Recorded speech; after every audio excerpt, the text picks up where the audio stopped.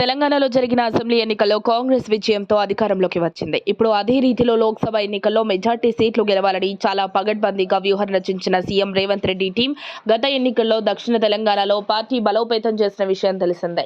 అయితే ఇప్పుడు ఉత్తర తెలంగాణ వైపు కాంగ్రెస్ పార్టీ మొగ్గు చూపిస్తుంది అని చెప్పుకోవచ్చు. ఒకప్పుడు నిజామాబాద్ జిల్లా అంటే హస్తమడ్డ, కాంగ్రెస్ పార్టీ కంచుకోటగా ఉండేది. కానీ తెలంగాణ ఏర్పాటు తర్వాత ఆ జిల్లాలో కాంగ్రెస్ పార్టీ కనుమరుగైపోయింది. గత 2014 ఎన్నికల్లో ఉమ్మడి నిజామాబాద్ జిల్లాలోని 9 నియోజకవర్గాల్లో కాంగ్రెస్ పార్టీని ఓడించి బీఆర్ఎస్ పార్టీ క్లీన్ స్వీప్ చేసింది. అదేవిధంగా ఒక పార్లమెంటు స్థానాన్ని కైవసం చేసుకుంది. 2018లో ఉమ్మడి నిజామాబాద్ జిల్లాలో కాంగ్రెస్ పార్టీ ఒక స్థానంతో సరిపెట్టుకుంది. బీజేపీ ఒక పార్లమెంటు స్థానాన్ని దక్కించుకుంది. ఇటీవల జరిగిన ఎన్నికల్లో కాంగ్రెస్ పార్టీ 3 స్థానాల్లో గెలిచింది. ఇదిలా ఉండగా ఈసారి పార్లమెంట్ ఎన్నికలపై హస్తం పార్టీ నిజామాబాద్ పార్లమెంటుపై గురిపెట్టింది.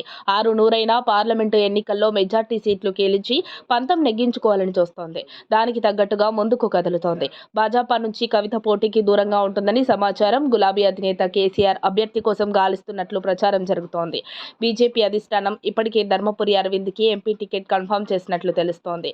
దాన్ని దృష్టిలో ఉంచుకొని కాంగ్రెస్ పార్టీ నుంచి అరవింద్కు గట్టి పోటీ ఇచ్చే నాయకుడు ఎవరని ఆలోచనలో పడింది.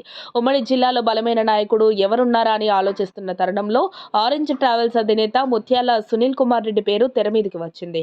ఇటీవల జరిగిన శాసనసభ ఎన్నికల్లో బాల్కొండ నియోజకవర్గం నుండి కాంగ్రెస్ తరపున ఎమ్మెల్యే అభ్యర్థిగా పోటీ చేసి ప్రత్యర్థి మాజీ మంత్రి వేముల ప్రశాంత్ రెడ్డి మీద స్వల్ప ఓట్ల తేడాతో ఓటమి పాలైన విషయం తెలిసిందే. అయితే ఆ ఎన్నికల్లో ఓడినా కాంగ్రెస్ మాత్రం సునీల్ రెడ్డిపై ఆసక్తి చూపిస్తున్నట్లు సమాచారం. ఈ టికెట్ కోసం ఎమ్మెల్సీ జీవన్ రెడ్డి కూడా తెగ ప్రయత్నం చేస్తున్నారు. కానీ కాంగ్రెస్ వ్యూహకర్త సునీల్ కొనుగోలు చేసిన సర్వేలో కూడా ముత్యాల సునీల్ రెడ్డి ముందంజలో ఉన్నారని, రాహుల్ గాంధీ సర్వేలోనూ రేవంత్ రెడ్డి చేయించిన సర్వేలోనూ సునీల్ రెడ్డి ముందు వరుసలో ఉన్నట్లు గాంధీ భవన్ వర్గాల టాక్. ఇదే విషయం ఇప్పుడు ఉమ్మడి జిల్లాలో చర్చనీయాంశంగా మారింది. మరి ఏం జరుగుతుందో, అరవింద్ ఓటమి టార్గెట్ గా పార్టీ ఎవరి వైపు మొగ్గు చూపిస్తుందో వేచి చూడాలి. సర్వేలన్నీ సునీల్ రెడ్డి వైపే ఉండటం విశేషం. మరిన్ని అప్డేట్స్ కోసం మా కాయ్ టీవీని సబ్స్క్రైబ్ చేసుకోండి. మా వీడియో కనుక మీకు నచ్చినట్లయితే లైక్ చేయండి, షేర్ చేయండి. మీ విలువైన అభిప్రాయాలను కామెంట్ బాక్స్లో తెలియజేయండి.